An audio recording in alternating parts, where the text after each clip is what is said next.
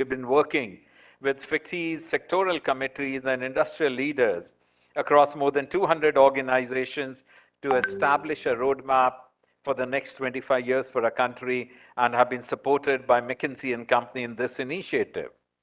This collaborative effort has helped us identify actions, unlocks, and enablers that will help India achieve the vision of becoming a high-income economy by 2047, in line with the vision of Honorable Prime Minister for the Amrit Kaal period. The transformational reform measures introduced over the last 8 years have laid the foundation for India's high growth trajectory. The all-inclusive, all-pervasive, and all-round development initiatives of the government are transforming in India, and each step is bringing us closer to an Atmanirbhar Bharat. Initiatives like the Prime Minister Gati Shakti National Master Plan, the National Logistics Policy, will be instrumental in creating an integrated pathway towards economic development. The increased spending on infrastructure development is leading to a multiplier effect in rejuvenating the aggregate demand in the economy. Undoubtedly, robust growth of infrastructure is the key ingredient to realize the vision of a self-reliant India.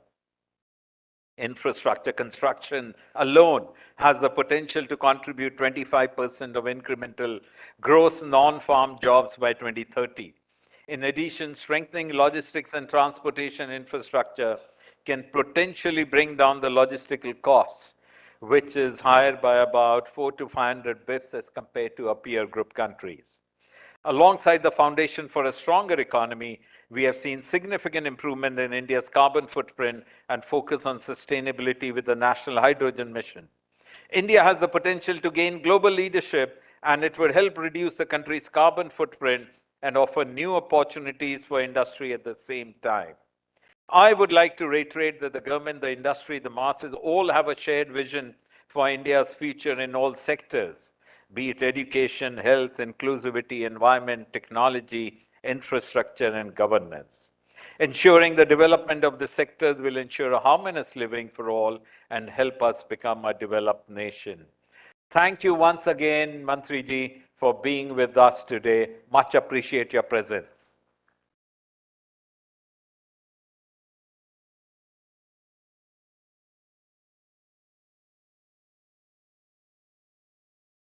Yes.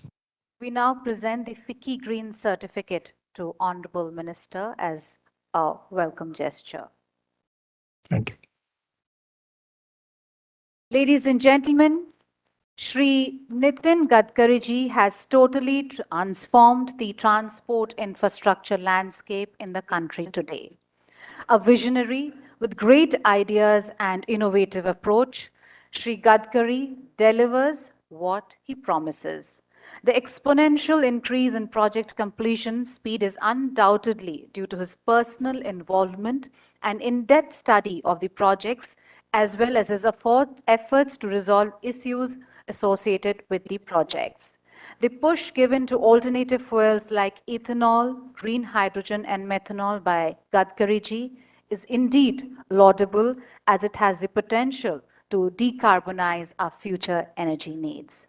Ladies and gentlemen, may I now request Shri Nitin Gadkari ji, Honorable Minister for Road Transport and Highways, Government of India, to kindly deliver his keynote address. All distinguished guests,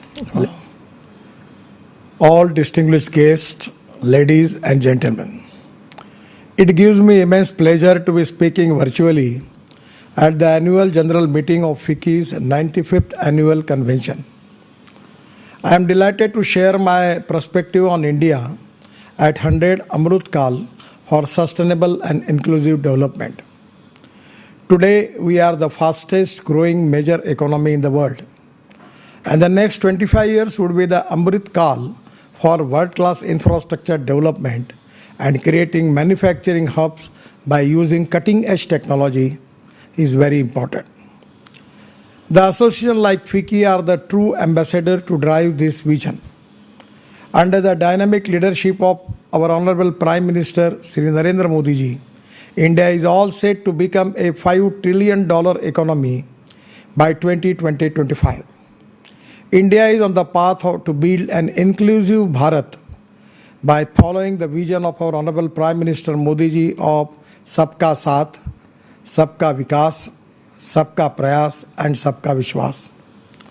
With this philosophy of all-inclusive development, our government is aiming to boost investment, economic growth and employment creation to achieve sustainable development. We need to have cooperation, coordination and communication between the all stakeholders is very important.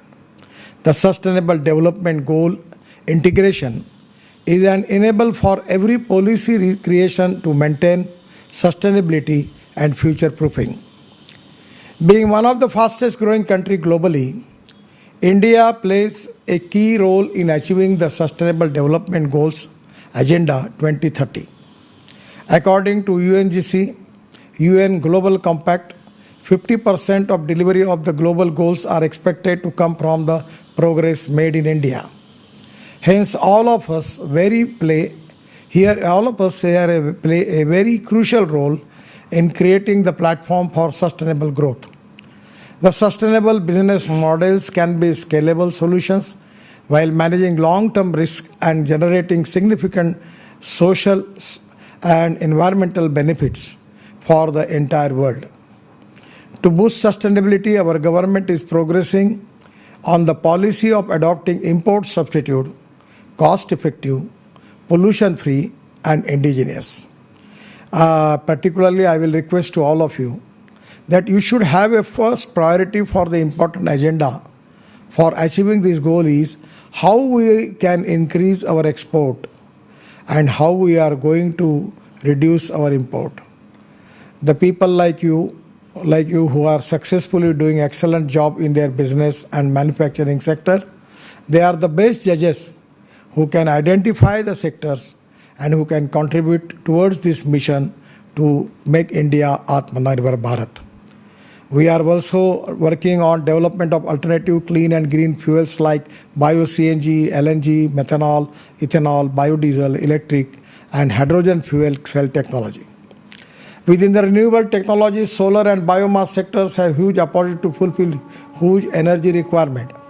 Now we have just received the research from CSR and Central Research Organization to convert Parali, the rice straw, into biobitumen. 70% biobitumen and 30% organic carbon, that is biochar, which can be a great use in the agriculture sector. We are also making waste to wealth. From Parali we can make bioethanol and biobitumen. Here both things which are important, that where we can reduce our import and protect our pollution. So within the renewable technologies, solar and biomass sectors have huge opportunities to fulfill not only power, but even they can make their research on the basis of they can make different type of products by using the technology which can be which products will be the import substitute. The electric mobility would be the most effective transport system by 2030. Couple of days back, one of Canadian company had come to me to show that how we can get cobalt and manganese from mining in the ocean waters. It is very important to make the research on it. They showed me the sample of mining material and they claim that it will reduce the cost of batteries if we can use it as the source of cobalt. Lot of research is happening globally with regards to battery chemistry. We should be the leaders in this sector. Today, our automobile industry is of rupees 7.5 lakh crores and we want to take it up to 15 lakh crores. This will create lot of new jobs and make India as one of the biggest automobile manufacturer in the world. Our focus is to save these automobiles run on alternative fuels. Recently launched a flex fuel car which can run on 100% bioethanol and 40% on electricity. These alternative fuel solutions will create a huge business opportunity for our country. Out of the total renewable power generated, 38% of the electricity generated from solar energy, which has been targeted to reach 60%. The green hydrogen is a fuel for the future and it is a sustainable alternative for fossil fuel like coal and crude oil. India is in an excellent position to shape itself an energy exporter, and this can be only possible due to the potential of green hydrogen in India. In near future, the green hydrogen will be source of energy in aviation, railway, road transport, chemical and fertilizer industry. India has potential to become a global manufacturing hub and exporter for green hydrogen in near future. Sustainability is also increasingly recognized as an important part of the construction industry. We know that construction industry not only contributes significantly to the environmental pollution, but also consumes 40% of the global materials and resources. Our focus is on reducing the cost of construction and improving the quality of construction. As we are aware, cement and steel are the major components for construction. Our ministry itself consumes about 40% of these materials in the country. So we are trying to minimize the use of cement and steel in construction work by trying to adopt substitute, and we should use flash, iron slag, waste plastic, waste rubber, demolition waste. This is very important. These substitutes will not only save the environment but also reduce the cost of construction by solving the problem of cartelization. We should encourage use of modified bitumen made by mixing waste rubber and waste plastic, while topping technique reduces the operation and maintenance cost and thereby making a saving in the cost in the range of 20 to 30%. Compared to conventional cement concrete pavement, Indian Oil Corporation has developed a technology for conversion of rice straw parali into the ethanol and biobitumen of quality 150 ton per day in Panipat. The soil stabilization technology saves quantity of aggregates and improves the strength and life of the structures. In hilly terrain, it is very difficult to get aggregates. Soil stabilizer play a key role in such projects. We have mandated use of precast components in national highway projects. Residential and industrial structures can be made in precast concrete, and this will reduce construction cost as well as construction time significantly. Ultra high performance concrete is made using cement, sand, steel, fiber, flash.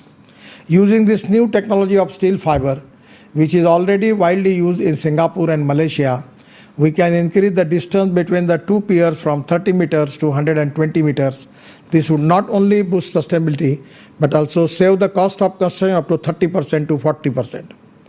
The glass fiber reinforcement polymer, GFRP, is sustainable alternative to conventional steel.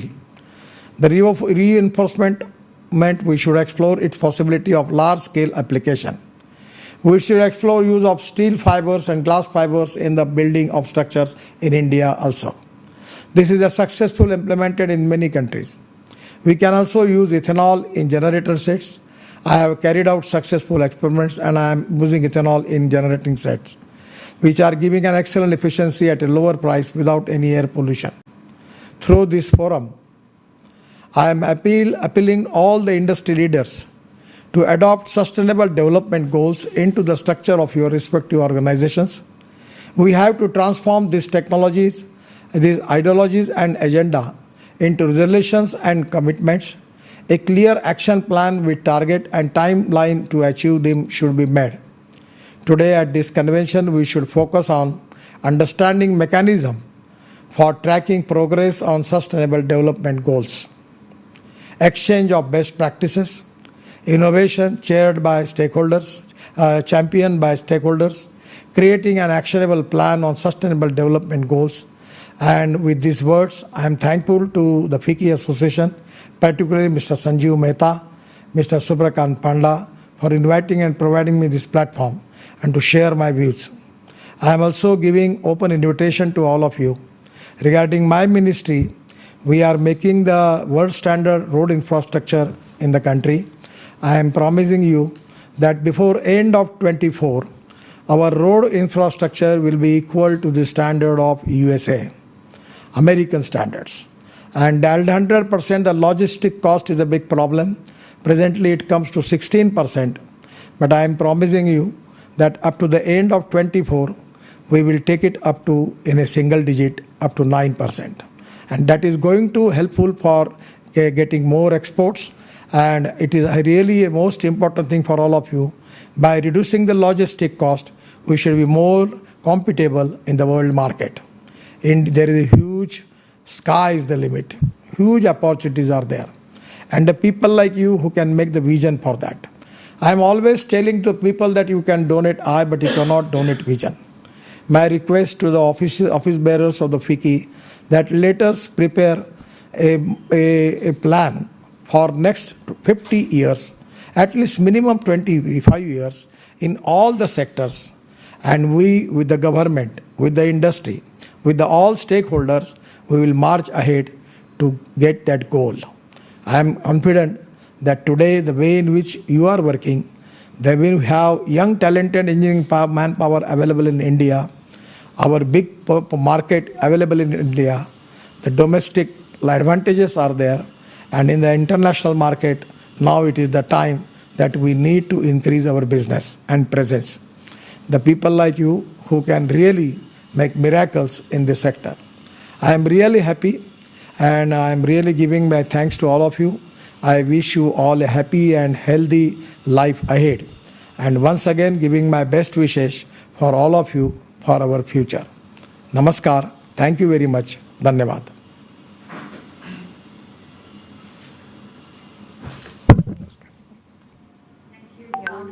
Thank you for your noteworthy address and for your extremely innovative ideas. May I now invite Mr. Subrakant Panda, and may I request him to kindly propose a vote of thanks.